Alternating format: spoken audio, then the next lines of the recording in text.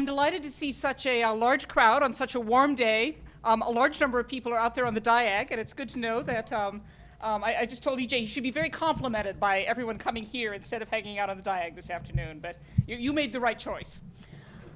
My name is Rebecca Blank, and I'm the Dean of the Gerald R. Ford School of Public Policy. On behalf of both the Ford School and the Center for Faith and Scholarship, I would like to welcome you to the lecture this afternoon. Our two units have collaborated to sponsor today's talk, and we're privileged to have with us today Washington Post columnist, professor, and best-selling author E.J. Dionne, Jr. E.J. has been identified as one of Washington's finest journalistic thinkers. Widely known for his twice-weekly op-ed column in the Washington Post, he's also a regular political analyst on National Public Radio, CNN, and NBC's Meet the Press. His trademark is his ability to clearly define for the public both sides of competing political philosophies, and his keen interpretation of American politics and trends in public sentiment. His comments are read by a broad range of policymakers on the left, right, and center. E.J. received his bachelor's degree from Harvard University, his doctorate from Oxford, where he was a Rhodes Scholar. He spent 14 years with the New York Times, reporting on state and local government, national politics, and from around the world. The Los Angeles Times touted his coverage of the Vatican as the best in 2 decades, so anyone who wants to ask a question about handicapping the Pope's election, this is the person to ask. E.J. joined the Washington Post in 1990 and began his op-ed column in 1993. His column has since been syndicated and currently appears in more than 90 newspapers nationally and abroad. A tribute to his high standards of journalism, the American Political Science Association awarded him its annual Kerry McWilliams Award in 1996 to honor a major journalistic contribution to the understanding of politics. In 1997, he was named one of the 25 most influential Washington journalists by the National Journal and among the top 50 journalists in Washington, D.C. by the Washingtonian Magazine. Among his other professional achievements, E.J. is the author of several books, including his bestseller, Why Americans Hate Politics. He joined the Brookings Institution in 1996 as a senior fellow and currently directs their Religion and Civil Life Project, clearly some background for today's talk. And just so you worry that he doesn't have enough to do, he's also currently a university professor at Georgetown University Public Policy Institute and teaches there the class Foundations of Democracy and Culture. I have known E.J. for a little while, but have most recently worked with him through this project that he's been funding through the Pew Foundation, where he served as the overall editor and organizer of a series of books on the interactions of religion and social science. E.J. was the editor of a book that I put together with Bill McGurn, and I have to say that his intellectual engagement and his interest made it a much better book than it would have been otherwise. It was just a delight to work with. Today, E.J. will be sharing his insights into religion and public life with his talk, One Nation Under God, The Role of Religion in Public Life. Following his talk, we will open the door to questions from the audience. And now, please join me in welcoming E.J. Dionne.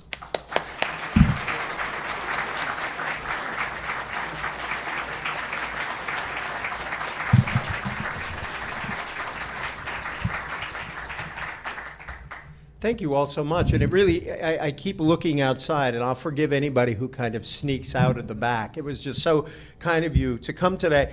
You know, that sounded like one of those oxymorons, one of America's finest journalistic thinkers. There are many people who doubt that any one of those words should go with any of the others. So that was very kind. And I'm here for many reasons, one of which is I do love the University of Michigan, and I do root for your football team because one of my dearest friends, who is a coach of my son in many venues, and is a great teacher actually back in Maryland, is a passionate Michigan fan, and we go to his house regularly, and we would be thrown out of the house if we didn't root for the University of Michigan. Talking about, I've been talking a lot over the last several years about religion and politics, and I actually thought that the subtitle of this talk might well be How American Politics Got Religion. But the truth of the matter is American politics has always had religion. And I like to make the point to people that we've come to think that religion lives only on the right end of our political spectrum, and that every other part of the spectrum is irreligious. One of the reasons I loved Becky is for her hard work on this book we did that's part of a series. The book was called Is the Market Moral? And it was a debate between Becky coming from her own combination of expertise in religious tradition and a guy called Bill McGurn, who was then a Wall Street Journal editorial writer, and now just became President Bush's speechwriter. And one of the reasons I wanted to do this book on the market is because we act as if the only issues religion ever affects are personal issues, usually issues having to do with sex or abortion or stem cell research. And the fact is that people who are serious about their religious convictions bring them to bear on a lot of other questions, and legitimately so, and with real differences in interpretation. I once got to debate Ralph Reed, and at the beginning of the debate I said, look, Ralph, I will always defend your right to base your political conclusions on your religious convictions, but you must explain to me where in the Bible you find it said that we must cut the capital gains tax. I just can't find it in my version of the Bible. Becky did a great job, and the series that I did, helped put together with some other good folks. I joke that one of the things we're doing is we're uncloseting all these religious people, because it turns out there are all these great policy experts, such as Becky or Mary Jo Bain of Harvard University, who worked in President Clinton's administration, and a lot of other people who have a religious concern, but also have genuine policy expertise. And to see people try to grapple with both and be candid about how these things link to the other, I think is very instructive. And I gained faith in the economics profession. It turned out that Becky's book came out right before the meeting of the American Economic Association.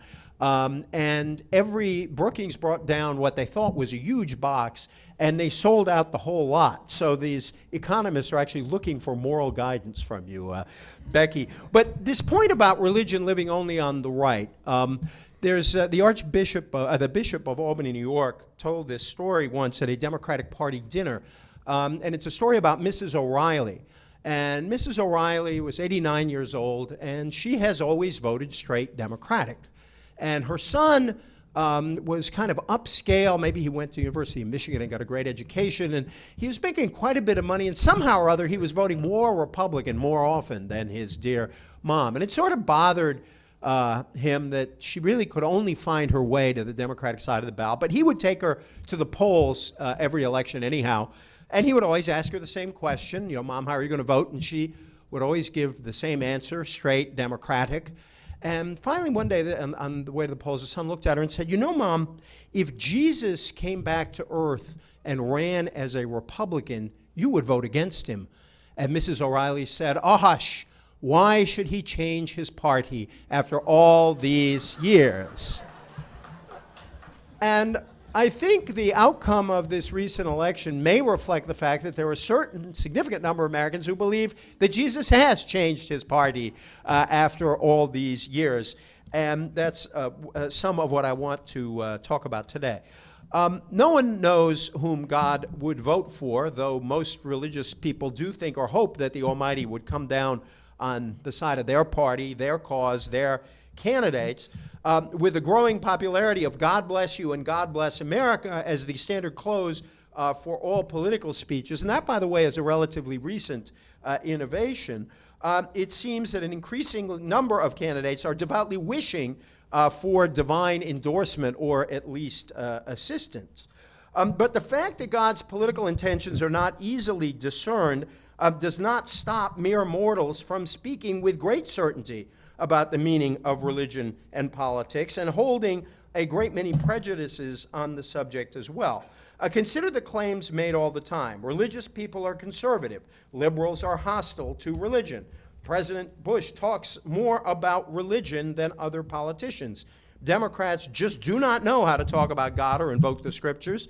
Wherever religious people get involved in politics, all they care about are abortion, homosexuality, and family values.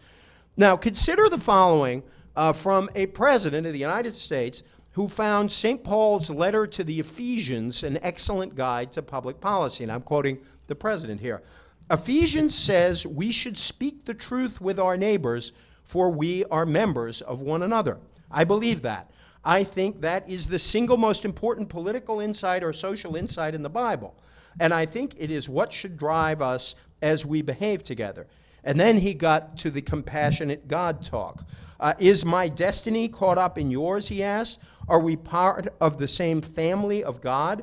Is it not enough to say we are all equal? It is not enough to say we are all equal in the eyes of God. We are all also connected in the eyes of God, and the crowd applauded. Now, does it bother you that our president talks this way? If it does, consider this. The speech I just quoted was not given by President George W. Bush. It was given at Washington's Metropolitan Baptist Church in December 1997 by a president named William Jefferson Clinton. Bush is not the first president to invoke God and the scriptures, and he will not be the last. I think worries about, I think it's important when we look at this to sort of blow up a number of cliches. Religious voices are not, as we have seen, confined to the right or to the left or to the center. Worries about improper entanglements between religion and government are not confined to liberals. As we saw, by the way, in the very interesting and complicated debate that our country just went through over the terrible tragedy of Terry Schiavo. Moral passion rooted in faith is not limited to the ranks of religious conservatives. Anyone who believes that never heard Martin Luther King preach or has not heard recordings of Dr. King. Religious politicians and intellectuals are perfectly capable of doing and living with nuance, that word that is no longer popular after this last campaign. They understand contradictions, paradox, and irony. Indeed, I think that it can be argued that religious faith properly understood, and that is a dangerous phrase, is usually a sign of contradiction, one of the Pope's favorite phrases, an invitation to paradox, a reminder of the ironies of the human condition. Richard Fox wrote a wonderful biography of the theologian Reinhold Niebuhr, who is one of my heroes. Niebuhr, by the way, was a great aphorist, and he is the author of two of my favorite aphorisms. Niebuhr once wrote that original sin is the only empirically verifiable doctrine of the Christian church. And he also said that man's capacity for justice makes democracy possible, and man's capacity for injustice makes democracy necessary. And I think that thought, that those two thoughts together are worth thinking about. Niebuhr was a liberal who believed in sin at a time when a lot of liberals rejected the idea of sin. Our aspirations made democracy possible, but given the way people abuse power, we sure want to live under a democratic system and not some other kind. As Richard Fox wrote about Niebuhr, he knew that politics needed religion to keep itself pointed toward justice. But Niebuhr also knew that the struggle for justice could be threatened by the power of religion. Niebuhr insisted on a consciousness of one's own inveterate sinfulness as a basic component of a religious person's public responsibility. And Fox argues that an awareness of sin, of one's often hidden desire for fame and power and privilege and other kinds of self-aggrandizement — I committed that sin when I walked in here and was so happy that all of you came out today — can counteract religious people's temptation to see themselves as chosen instruments for divinely sponsored action. One can only wish that that were consistently true. Figuring out these questions is very difficult. Martha Minow, a professor at Harvard Law School, has a very kind of nuance, and she works with a lot of religious students. And she has also, I think, an intelligently balanced view of this. She says that religiously inflected arguments and perspectives bring critical and prophetic insight and energy to politics and public affairs. Think of where many of the things liberals most admire in our tradition would have been without religion. There would not have been an abolitionist movement. There would not have been a civil rights movement. Thousands of people would not have gone to the settlement houses that later helped create the progressive movement in our country. Many were inspired to join the labor movement and organize American workers from their religious convictions. So Minow is right that these religious perspectives can bring critical and prophetic insight to politics. There is something woefully lacking in any view that excludes religion entirely from the public sphere. One can believe that, she notes, and yet still accept that difficulties arise if government actions cross over from reflecting religious sources of vision and energy to preferring one kind of religion over another. Figuring out how a polity can be open to religious insights without succumbing to the temptation to impose specific religious beliefs through the state might be said to describe the fundamental challenge of religious freedom. I think one of the great moments in this discussion, at least that I've ever participated in, that really sort of talks about the paradoxes of religious faith and how it is experienced differently in politics, came when Mario Cuomo gave a talk on this general subject, was talking about the importance of religion in his own life and how he balanced his commitments to a free republic with religious liberty and his own commitments. And he gave my favorite example of a faith-based politician. He told the story of Fishhooks McCarthy, also from Albany, New York, a city that was long the home of a legendary political machine. Fishhooks, Cuomo reported, would start every day of his political life the same way, in St. Mary's Church, on his knees, uttering the same prayer, "O Lord, give me health and strength, I'll steal the rest." So there are many roads to God and many roads to political power. I think that progressives have become uneasy with discussions of religion over the years, and I think it goes back to the rise of the religious right. I think that beginning in the late 1970s and early 1980s, when the religious right became more powerful in our politics, the sense was that this was a threat to the liberty of non-believers and believers in minority faiths. And rather than engage in a critique of the ways in which religion was being used in politics, there was a kind of retreat on the part of liberals, of many liberals, from the idea that there could be a right and a wrong way to do this. It's worth noting that the man who said that preachers should spend more time winning souls than winning votes, the person who said that first was one Jerry Falwell. Jerry Falwell said that back in 1965. He said that back in 1965 because he was responding to the civil rights movement and to the leadership of Dr. Martin Luther King. And many conservatives in the South were very uneasy with the power of all these preachers to move a whole country toward racial justice. But liberals got their unease thanks to Falwell himself and also folks like Pat Robertson.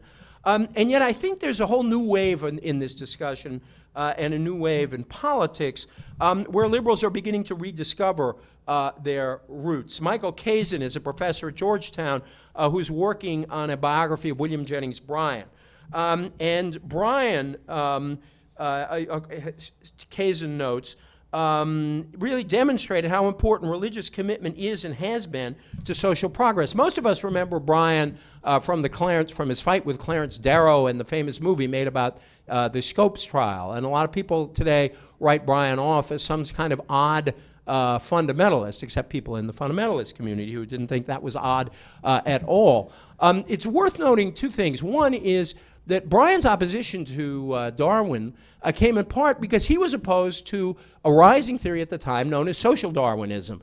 And social Darwinism asserted that some people were made to be rich and some people were made to be poor, and the natural forces of economic competition should be allowed to work. This was antithetical to the very progressive vision that William Jennings Bryan sold the country. Indeed, as Kazin has said, Bryan transformed his party, the Democratic Party, from a bulwark of conservatism, the defender of states' rights and laissez-faire economics, into a bastion of anti-corporate progressivism that favored federal intervention to help workers and small businesses.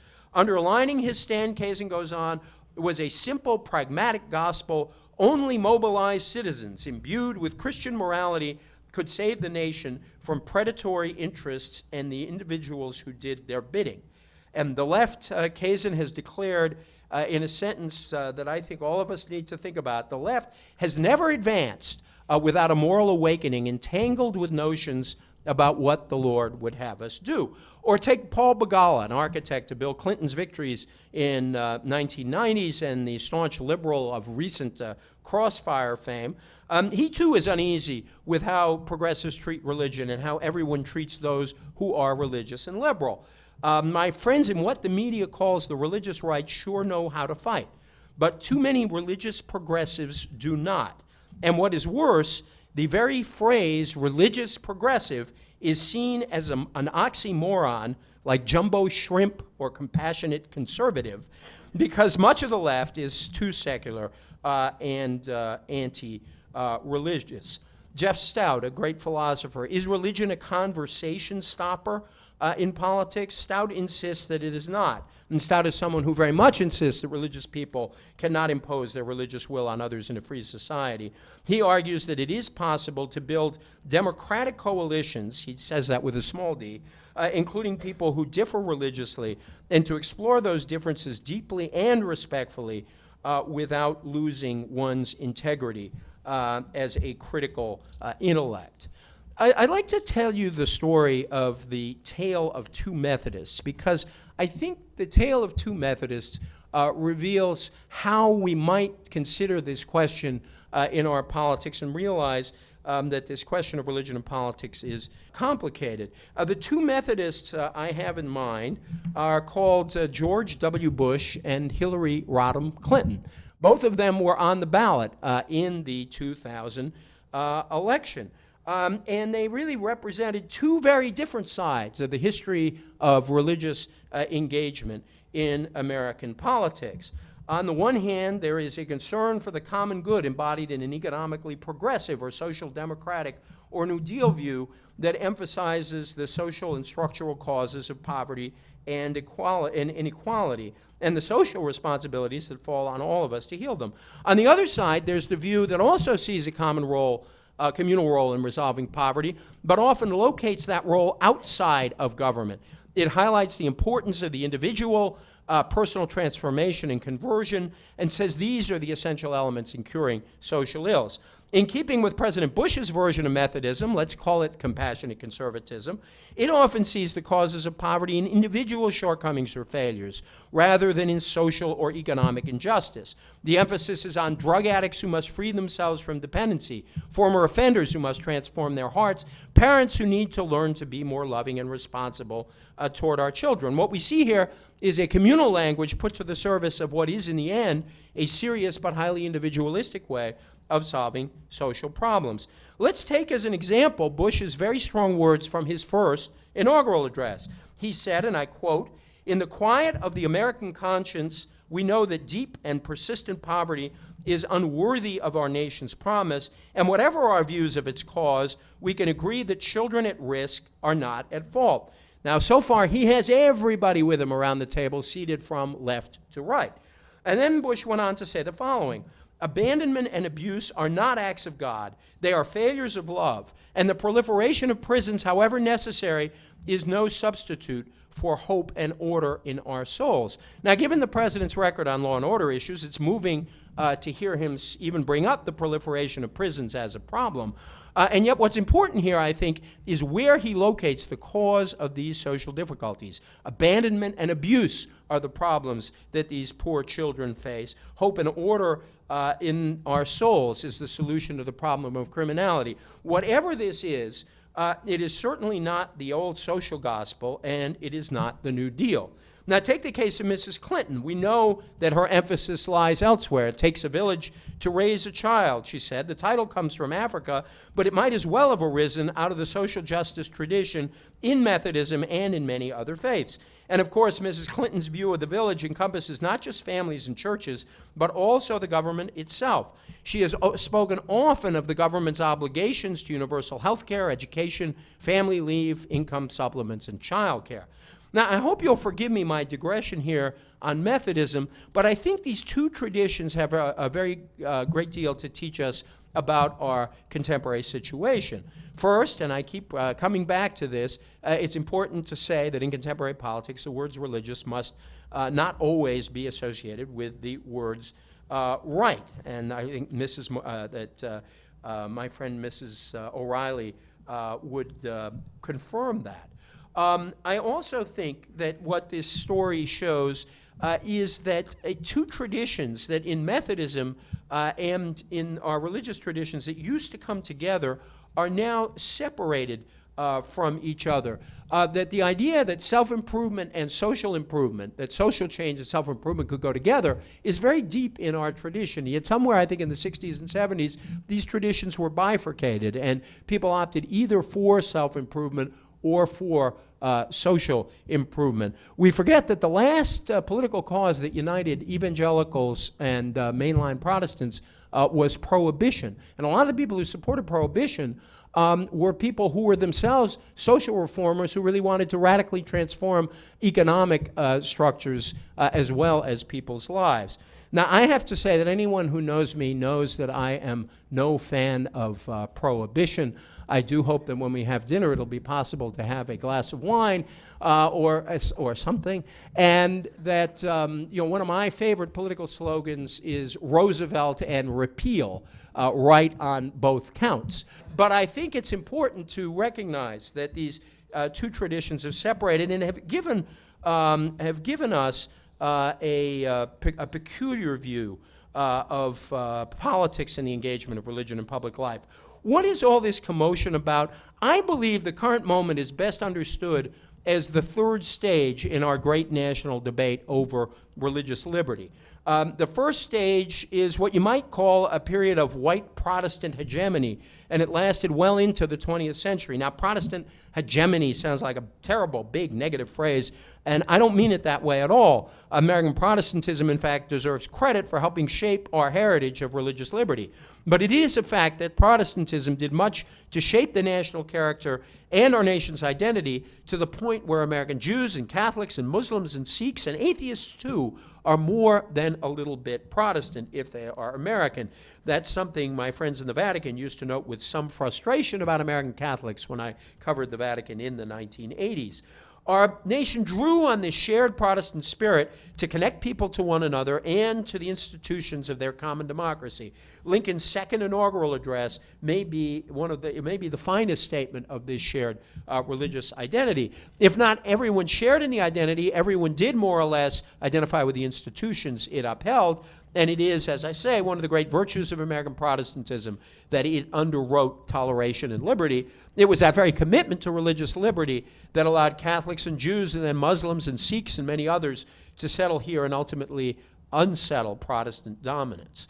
Now, this hegemony in the first stage in my formula began to erode with the Scopes trial and the end of Prohibition. But I think you might say that the formal dominance of Protestantism was repealed in the 1960s with, again, it must be said, the strong support of many moderate and progressive Protestants. And thus began the second stage. The second stage involved a hard push for the separation of church and state, including those court decisions, the ban on public school prayer, for example.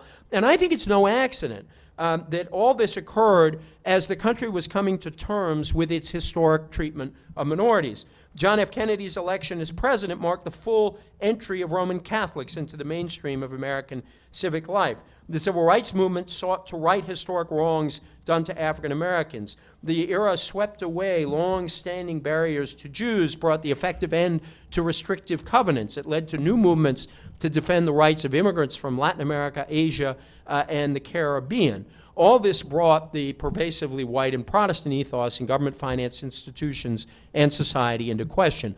The third stage of the debate, which we are going through now, reflects a concern, and it is a concern that goes beyond the religious right, that the push to produce Protestant Christianity's role may have had the effect of marginalizing faith's public role altogether. Was the public square becoming not simply neutral, not simply more open, but actually hostile to religion? Religious conservatives certainly played a role in this challenge. They decried the growing secularization of America and engaged in what sociologist Nathan Glazer called a defensive offensive. It was meant to restore the consensus on values that existed, or seemed to exist to many Americans before the 1960s. Naturally and reasonably, those dismayed by the religious right saw a separation as a bulwark against the growing influence of organizations such as the Christian Coalition and the Moral Majority. But it's worth noting that most of the religious conservatives insisted that their goal was not the creation of a Christian nation, but to preserve their own culture and faith commitments. They cast themselves, the Christian conservatives, as a beleaguered minority suffering under oppression from Hollywood and Washington. In a sense, as Glaser wrote in other contexts, we're all multiculturalists now, because in some ways this was a multicultural rebellion by the evangelicals. The third stage of our debate, in other words, involves an effort to preserve the great gains in liberty that characterize the second stage, and yet also protect religion's free exercise and its role in our culture. At the heart of it is a renegotiation discussed by Yale law professor Stephen Carter in his book, The Culture of Disbelief. It was a rejection of the idea that our nation should replace old prejudices of race and religion against a new prejudice against belief itself. I think the clearest difference, a symbol of the difference between the second and the third stage, is the sharp contrast between the way John Kennedy treated his faith as a public issue and how Joe Lieberman treated his in the year 2000. Both men, of course, broke barriers as representatives of minority religions, as non-Protestants in public life. But John Kennedy made the case for his own election on the grounds that his religion was not important at all to his role as a politician. His central assertion, politically necessary at the time, was that if ever his faith came into conflict with the Constitution or the public interest, he would resign. And in truth, few outside the most anti-Catholic quarters, and certainly no one who actually knew Kennedy, believed that that was remotely possible. Joe Lieberman's approach could not have been more different.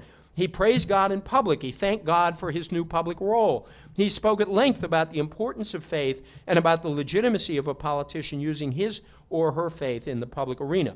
Unlike Kennedy, Lieberman said, "My religion is really, really important to me." He joked that as a result of this, he became known as Holy Joe, a title that he said his mother quite liked, but that he did not like at all.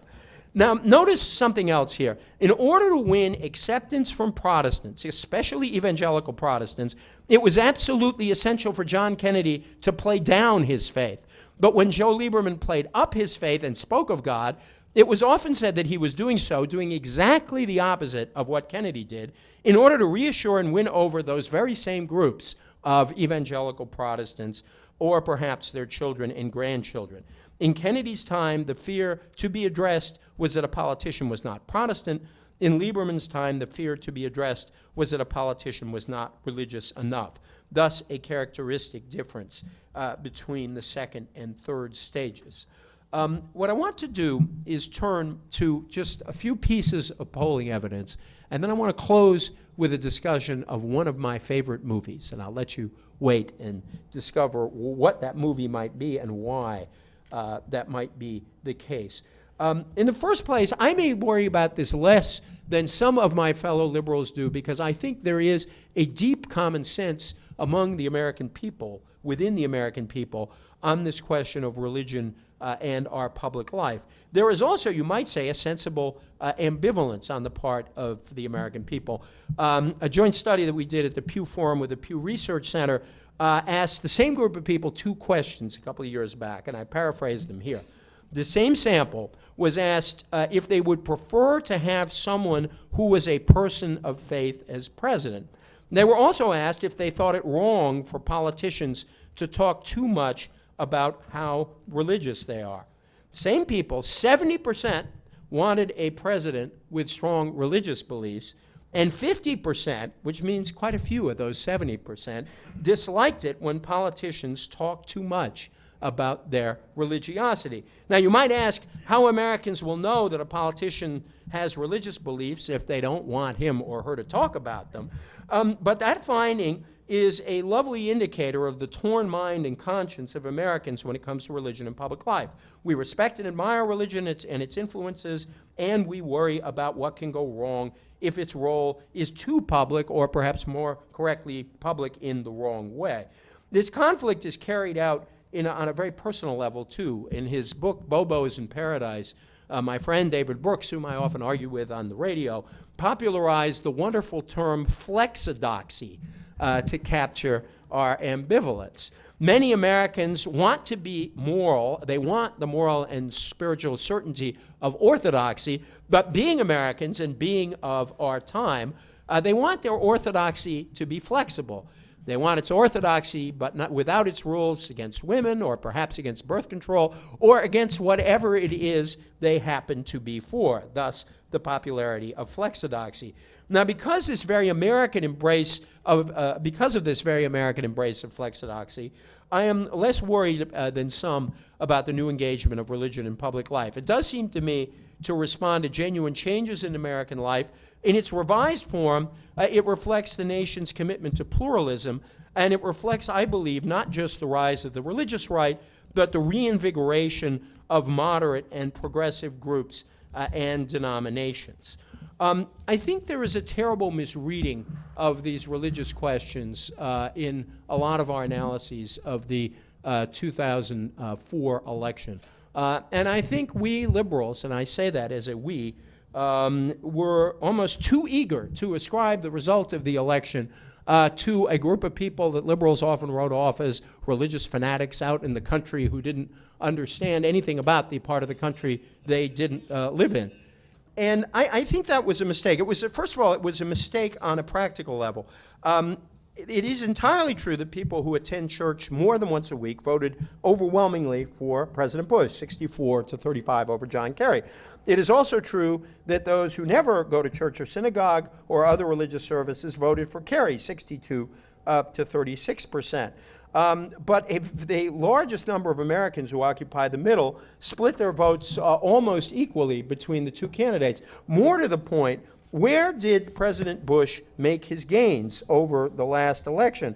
Well, he only gained 1 point among people who went to church more than weekly. He gained 1 point among people who went to church weekly, but he gained 4 points among people who went to church monthly, 3 points among those who went a few times a year, and 4 points among those who never went to church. Whatever happened, the swing to Bush does not appear to have come from, and I use the phrase slightly sarcastically, from a bunch of religious fanatics. That is not a group of religious fanatics, folks who go to religious services less than once a month.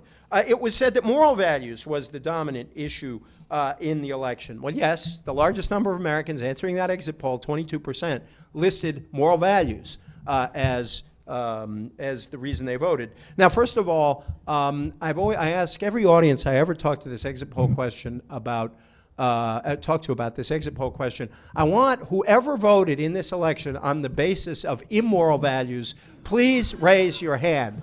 I definitely want to go have a drink with that person after this meeting is over. I think there is a certain tendency to identify our votes with moral values. But what's overlooked in this is that 71% of Americans picked something other than moral values on that very exit poll question. The rest exercised their God-given right not to answer exit pollsters' questions at all. And what you saw is that two large clumps both outnumbered moral values. About a third picked an economic issue, jobs, taxes, health care, and about a third picked either Iraq or terrorism. So that moral values were not the single predominant issue in the election. Indeed, Andy Kohut, a very good pollster, did an experiment after the election, and he split a sample of Americans. He gave half the same list of questions that included moral values. And about a week after the election, folks that clearly read the newspapers, the percent picking moral values actually went up to 27%. That was the half that was given the list. But in the group that was given no list at all, Iraq was actually the number one issue. Moral values was spontaneously mentioned by less than 10% of the voters. But I do believe that you should be able to keep two things in your head at the same time and not be accused of being a flip-flopper. To say that the moral values subject was overrated in the reading of the exit polls is not to say that moral values are deeply important to Americans. I think there is a sense that progressives are sometimes reluctant to talk in moral terms, even though their core commitments are rooted in a profound sense of morality, both personal and social. Again, the civil rights movement, a commitment to end poverty, a commitment to economic justice. I could give you a whole slew of lines from John Paul II's speeches on the subjects, a pope who is a conservative pope who also used to condemn the luxurious egoism of the rich and monopoly, imperialist monopoly. He was definitely an anti-Marxist, and yet his language was quite radical. Yet the morality of Americans, Americans are, as my friend David's term flexidoxy shows, a deeply moderate people. It's again a terrible mistake to view the last election as an endorsement of a very right-wing view of moral issues. Let me just sort of talk about two other pieces of polling evidence before I go to my favorite movie. One is on the question of abortion. And the exit polls did a very useful thing by cutting up the answer, not yes, no, but rather asking people if abortion should be always legal, mostly illegal, or always illegal. Well, what you found is there is a modest, but sizable but modest pro-choice majority in the country. 55% said abortion should be always or mostly legal, 42% mostly or always illegal. But if you percentage those numbers the other way, what you discover is that 60% of Americans fell into one of those two middle categories, either mostly legal or mostly illegal. Even people who are pro-choice have certain qualms about certain aspects of abortion, and even people who are pro-life have qualms about a complete ban on abortion. This is a socially moderate country. Or take the question on same-sex marriage, an issue that is said to have helped the president in a number of states. Again, the exit poll didn't cut it yes or no. Americans were asked, should same-sex couples be allowed to legally marry? 25% said yes. Should they be allowed to form civil unions? 35% said that. Or should they have no legal recognition? 37% said that. So a small plurality was against any kind of recognition of gay relationships.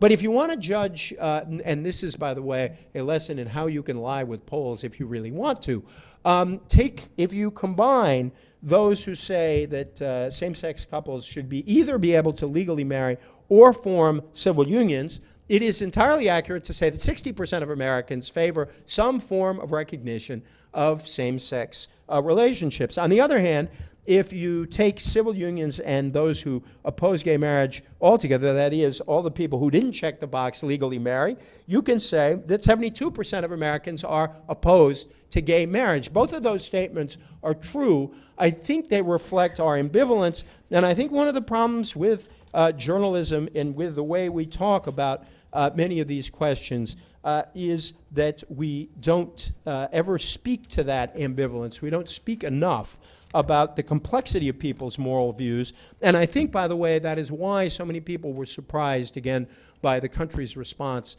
to the Terry Schiavo situation, where many people who are passionately pro-life were uneasy with the forms of intervention that took place. Many people who opposed what the Congress did turned around and considered legislation later, Barney Frank is a good example, in order to protect the rights of the disabled. There are people who are torn on both sides of that argument. And so to my favorite movie, or at least one of them. And it's a sappy movie. And there are a lot of people who will challenge my taste in movies. You are probably sick and tired of Frank Capra's It's a Wonderful Life. Now, how many groans are there in this crowd? Now, I am not one of those who is tired of It's a Wonderful Life. In fact, I'd make a very large claim for this dear and schmaltzy movie. I would argue that it tells politicians almost everything they need to know as to how Americans think and feel about things that matter. Watching it is a lot cheaper than paying for focus groups.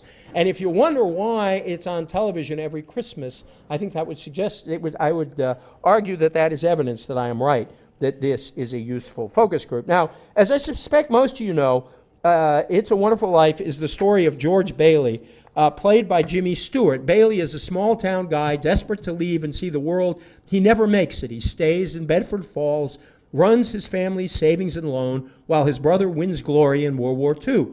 George marries his sweetheart, played by Donna Reed, and has a bunch of kids. He manages the S&L, and that entails lending money to the town's working people so that they can get to own their own tidy homes. In so doing, George faces down the town's evil big banker, Mr. Potter, who doesn't care a whit about working stiffs. At the end of the movie, George is close to killing himself when his bank is threatened with bankruptcy because his absent-minded uncle loses a deposit. His bank's failure would give Mr. Potter a local monopoly. Enter George's guardian angel, Clarence. He shows George how much poorer the world would have been without him. George is convinced his life is wonderful. Call me a sap. I always get a tear in my eye at that closing scene when George bursts into the Christmas celebration at home where all of his neighbors had gathered to help him out of his jam. And just to show what a materialist world this is, my son once asked, can we have a party like that where everybody brings us money, Dad? Now, why is this film, 50 years old, so popular? It's not nostalgia. It's because Capra understood commitments that still run deep in the American character. Think of the following as a focus group report. Point number 1, Americans are deeply egalitarian, but also believe in upward mobility and the social value of owning property. Mr. Potter is a cad because he doesn't believe in the town's ordinary people and doesn't believe that they are worthy of respect. George respects them enough to help them become property owners. Point number 2, capitalists can be good, but only if they recognize moral limits. Remember that Pope John spoke about the social obligations of property ownership. Americans believe in that. They believe in capitalism, but of a certain kind. George Bailey is a caring capitalist. He makes a good living. He's a leader of his community. He's a smart capitalist, too. He saved his bank during the Great Depression, a fact that even Mr. Potter grudgingly admires. But George is loved because he's put his bank's money to work for others, letting them share in capitalism's bounty. Mr. Potter, the parody of the selfish miser so popular in Christmas stories, is loathed because all he cares about is cash. He has no friends, no concern for Bedford Falls. Focus group point number 3.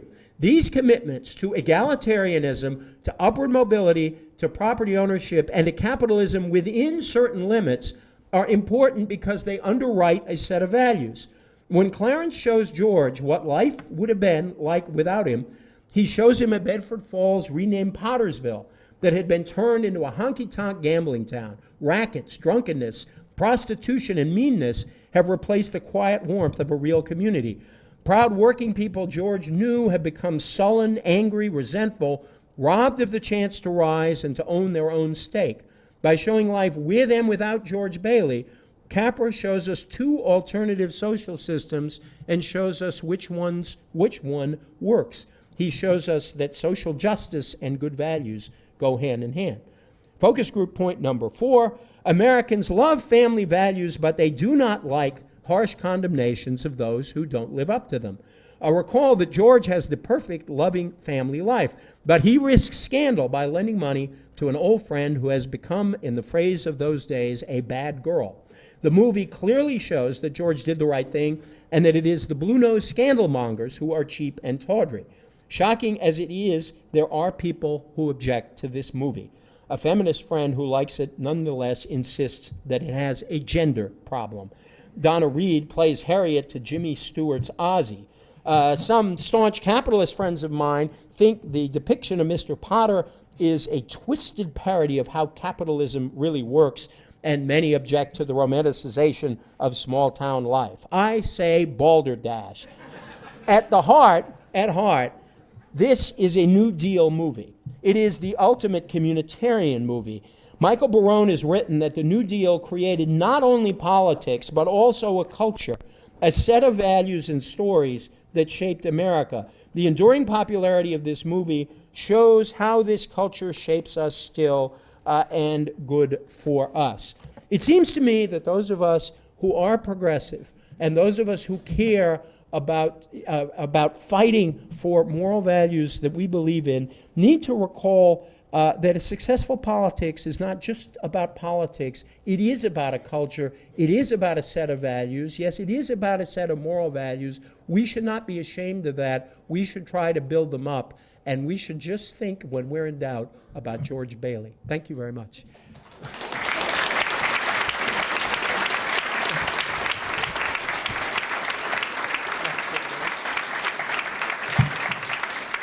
And I actually am French, and French was my first language. I was walking around Washington on the day of President Bush's second inauguration, and I ran into a Republican friend who pulled out a bumper sticker, and I saw it said John Kerry for president. I thought, why is he giving me that? And actually, I looked at it again, and it said John Kerry for president of France.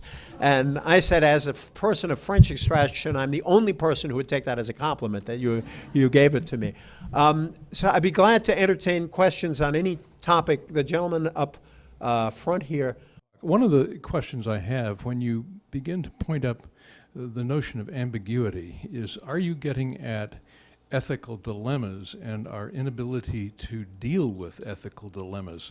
What you said in the discussion of It's a Wonderful Life was that you had two sides that people were working. Now they found sort of a third way to manage that, but when you're dealing with ambiguous situations, people would like to have non-ambiguous situations so they can say, well, they're either right or wrong, but in fact, that's not very often the case. No, well, that's a very good question, because part of the problem is one person's ambiguous situation is another person's very clear situation. I mean, the Shivo case was heartbreaking because I don't believe that those members of Congress just did that for political reasons. I truly believe that a lot of people in Congress who voted that way believe profoundly that taking out that feeding tube was the moral equivalent of murder, and they voted accordingly. I also think they made a political calculation that turned out to be wrong, but I think both of those things can be true at the same time. There are a lot of other Americans who would draw the line differently. I, for example, am against physician-assisted suicide and think that if you are against physician-assisted suicide, you need to distinguish that from the act of withdrawing a heroic treatment from someone, and that there is a moral distinction. And then in this case, we got into an argument over whether a feeding tube was heroic or artificial, exactly what it was. So you're correct that it's very hard to do these things, but there is a kind of, part of it is that there is a kind of non-rigorous, commonsensical, pragmatic moral judgment that Americans make. And my friend David Brooks actually wrote about this. It was one of a couple of columns he's written recently that I agreed with. That there is, on the one side, this rough and ready pragmatism. On the other side, on these questions, ultimately there is a need to draw clear lines, because if you don't draw a line somewhere, then you give up all protections and any kind of consistency in protecting life. And that's why I think it was so fascinating that Barney Frank, congressman from Massachusetts, just one Barney Frank story, by the way. He's one of the funniest people in Washington. Barney was once getting a lot of grief at a town meeting, and you can tell he's in a very safe district, because he finally looked at the audience and says, "Hey, we politicians are no great shakes, but you voters are no day at the beach either." But Barney on the one day was arguing very much against what the Republicans did, but then he turned around a few days later and he's working with the disabilities community, which is very worried that if you don't draw lines, they might be the victims. And of course, the disabilities community are a liberal community.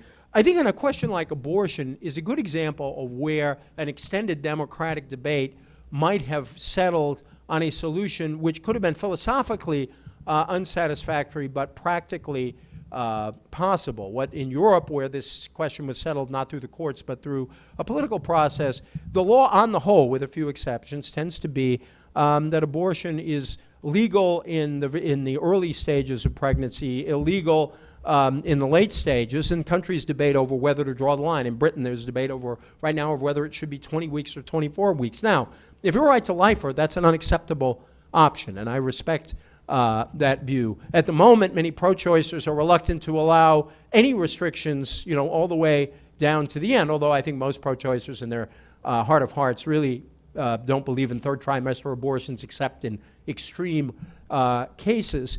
Now, that's an unsatisfactory outcome in a philosophical sense, but it does reflect the efforts of societies to work out what are terrible moral situations. But the last thing I'll say is I am sympathetic to the rough and ready morality of the American people, because I actually think the morality is deep and also tolerant, and Americans kind of weigh those things in their heads. On the other hand, there are moments when that is not good enough. And I think there were a lot of Americans at the time of slavery who said, well, we can let it go a little longer. I mean, and in fact, Abraham Lincoln himself, his position on abolition was to contain it first and on the expectation that it would eventually die out. Now, was that a moral position? Was that an insufficiently tough position? I think we judge him harshly on that now. So I don't pretend that these are easy questions, but what I object to is this notion that we Americans are as polarized as all these discussions suggest. That I was talking to Becky about two scholars on this subject I very much admire on the question of, is there a culture war in the United States? Scholar James Davison Hunter says yes. Another scholar, Alan Wolf, says no. Well, actually, they're both right. And the reason they're both right is because they're looking at different parts of the American public.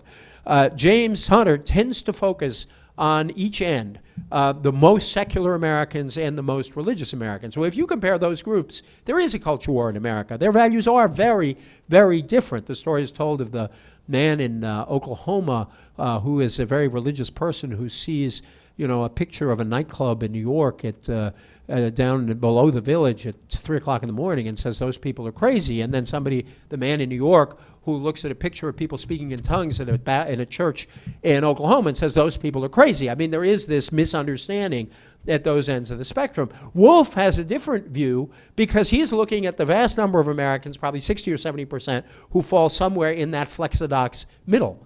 And they spend their time trying to balance off various values that they have. And so I think we have talked a lot about the culture war. I think we also need to talk about this, it's not morally ambiguous middle, it's a kind of morally struggling middle that is a very big part of the American political debate. Sir, in the back. You spoke a lot about progressivism, and I'd like if you could speak about, I guess, what some of the most enthusiastic progressives, especially on this campus, the campus progressives, who often fight for issues of social justice. Recently, the Killer Coke campaign, it's made a lot of headway. There's an article in The Nation just last week. Can you speak to how they tend to link capitalism with these issues of social injustice, and sometimes they're viewed as almost out of touch with what would be mainstream progressive causes? You mean the campus groups? The campus progressives, yeah. Well, I come from, I teach at Georgetown University, and there's, as some of you may know, there was just a hunger strike at Georgetown by a group of campus progressives who were fighting for a living wage for all of the employees of Georgetown University. They were trying to get the wage up, as I recall, to about $14 an hour with health benefits, and there was some outsourcing that Georgetown had done, and the wages were less than that, and the university agreed. And I am still trying to piece together the story that my friends in the administration, first of all, there's a great story that the president of Georgetown used to teach a course on social justice, and some of the students involved in this fight were putting into practice exactly what he had taught them in the course, so that creates a certain interesting situation in the negotiation.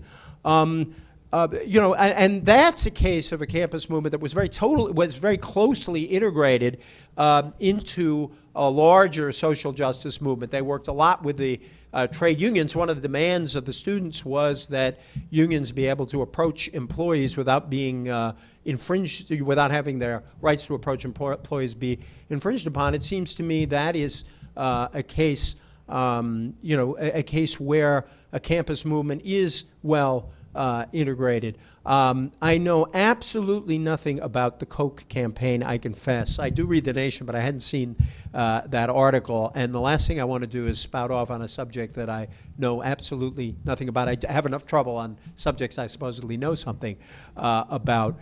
I think the area where the campus left gets a lot of grief, I think, is on trade.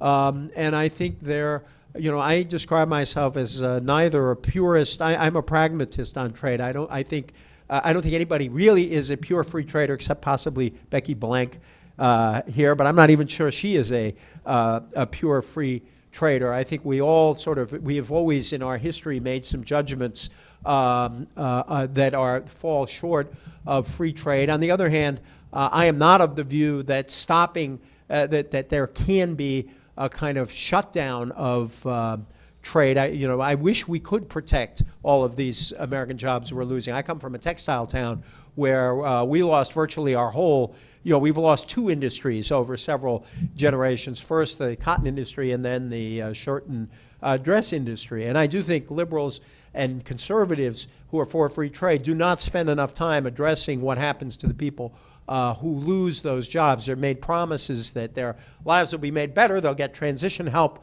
and somehow that help doesn't come. It's one reason why trade agreements have had more trouble in Congress since NAFTA than before NAFTA. In many cases, the people holding them up are not people who are against trade on principle. They're just asking the question, okay, what happens to the people who are supposed to benefit from trade and haven't benefited from it?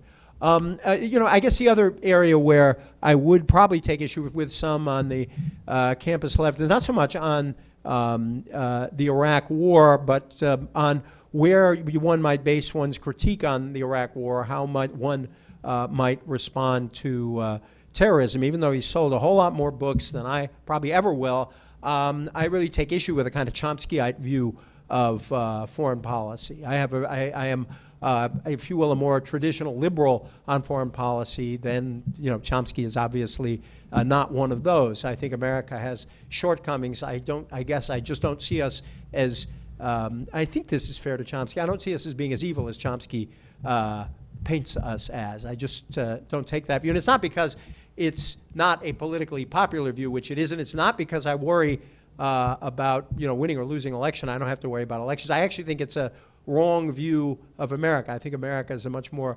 complicated place. I think that our power has done, can do good in the world. It also, but it doesn't always. And so if I probably disagree with some folks on the campus left, it may have to do with about a reading of Chomsky. I like the cover of the American Prospect recently, a liberal magazine, and they described their foreign policy as between Chomsky and Cheney, and I've been meaning to call the editor and say, that's kind of like between here and Pluto.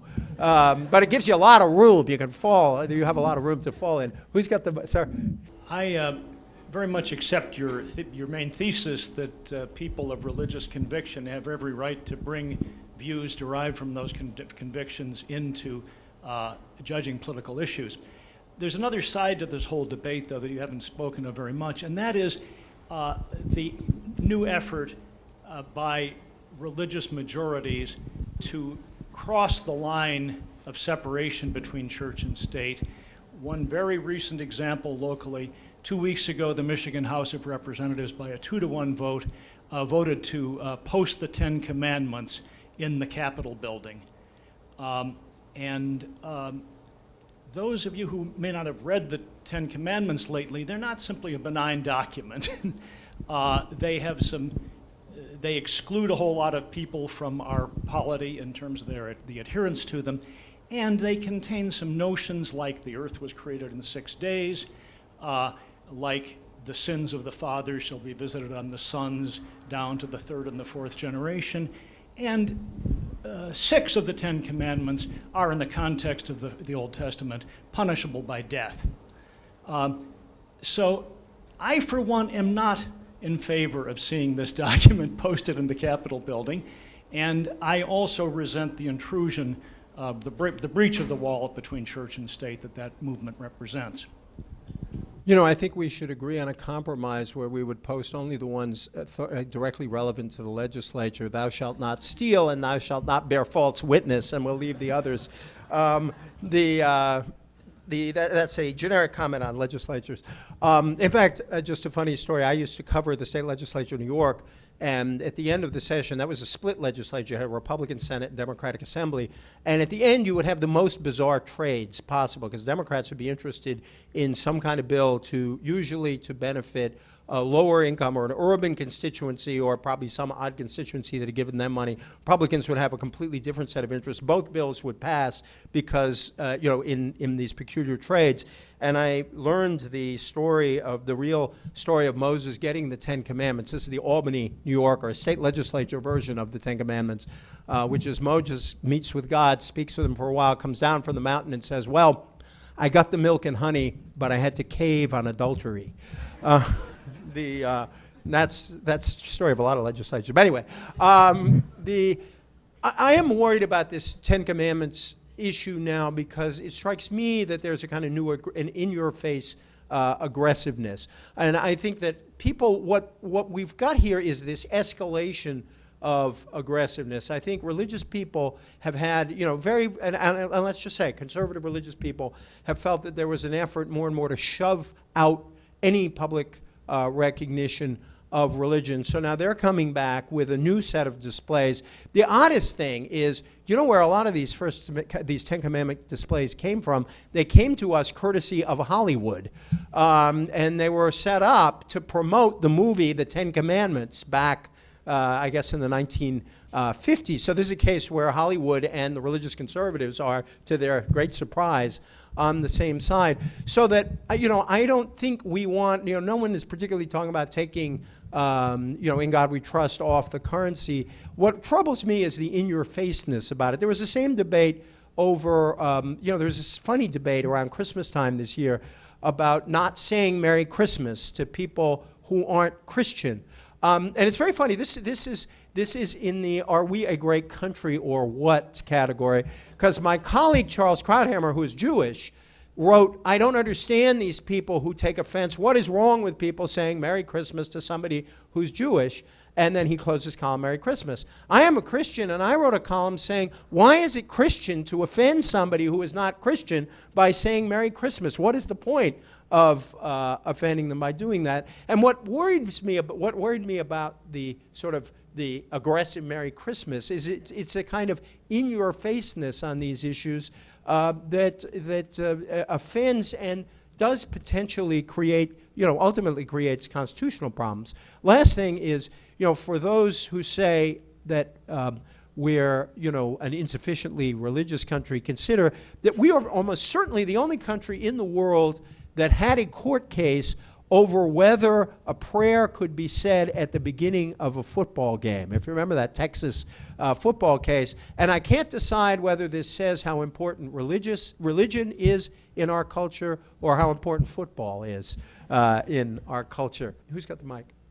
Thank you. I had a question regarding the articulation of conviction. You ended your story about the movie talking about your plea, at least, or your wish that that citizens would be able to articulate their convictions. And my question for you is there a kind of situational ethics that you would recommend for people in terms of articulating that conviction? I think one of the things I've admired about your work over the years is that you do a very nice job of finding language that can bridge both sides of the political spectrum. Is there something that you can say more specifically about how individuals and groups, what rhetoric they could use when speaking about religious convictions in public life? First of all, that's a very sweet thing of you to say. And secondly, my conservative friends are telling me I used to be much better at doing that than I have been in the last 4 years. It's kind of started with Florida, I think. But that's my favorite line when I used to talk about Florida was to begin a sentence back in the days when Democrats knew how to steal elections. I think there is a kind of ethic and etiquette about how we discuss religious issues in public. Remember that debate back in 2000 when President Bush was asked who is his favorite political philosopher, and he replied, Jesus Christ. And then he was asked, can you explain why?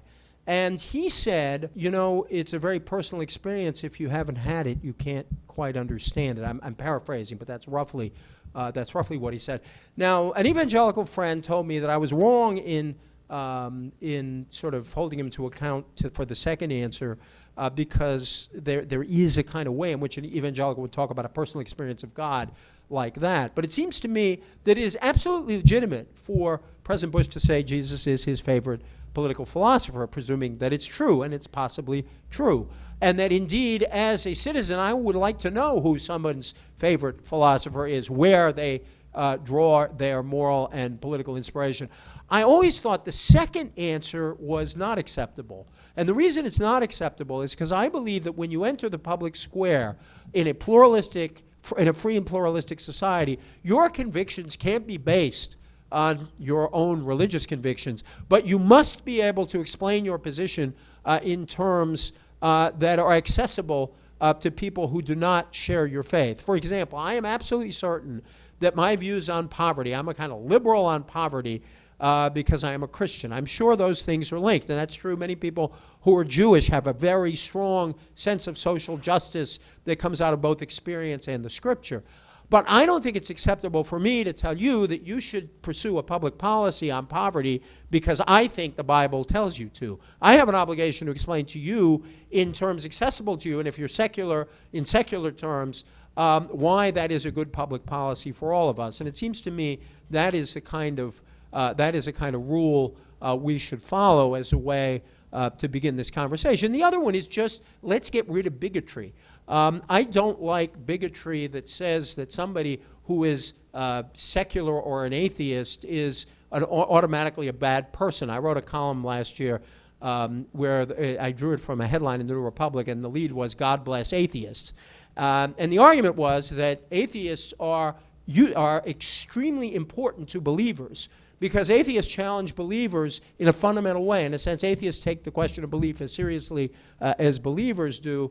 And quoting Leon Wieseltier writes for the New Republic, I said that if believers cannot answer the challenges of atheists, they have to go back to the drawing board and figure out where they are. And I got back one of my favorite emails ever from someone who said, I am an atheist, and if you will permit me to say so, God bless you. Now, so I don't think we should hold that prejudice, but neither do I think that we should hold prejudices against religious people. And I think there is a tendency on the part of liberals, and again, I'm criticizing inside the House, not from outside the House, to assume that people who are, very religious or on the religious right are somehow automatically less rational or reasonable. And so I think we need to clear the ground of prejudice at both ends. That's not an easy thing to do, but I think it's a worthy thing to do.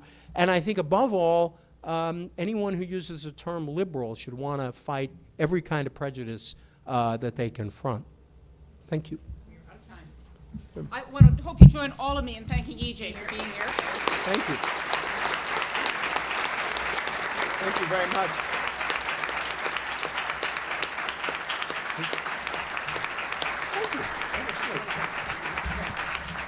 We have a little remembrance of Michigan. You can tell by the blue and the gold where it comes from for you to take back to Washington with you. Oh, well, thank you. So put it prominently on your desk there as a... Oh, I love that. Thank you so much. Tell all of the young people who walk through, it's the Ford School they need to come to. I'm supposed to recruit for my school, so it's a conflict of interest. Well, if they don't want to stay in D.C., yeah. Thank you all for coming today. I want to thank the Center for Faith and Scholarship for helping us co-sponsor this. Any of you who are not part of the faculty or students and want to be on the mailing list for future Ford School events, there are little cards in the back, and you can give us your name and your email, your address, and we'll make sure you hear about other events. And I simply want to invite all of you to join us for refreshments, I think, right outside here in the hall. And thank you again. This is a great talk.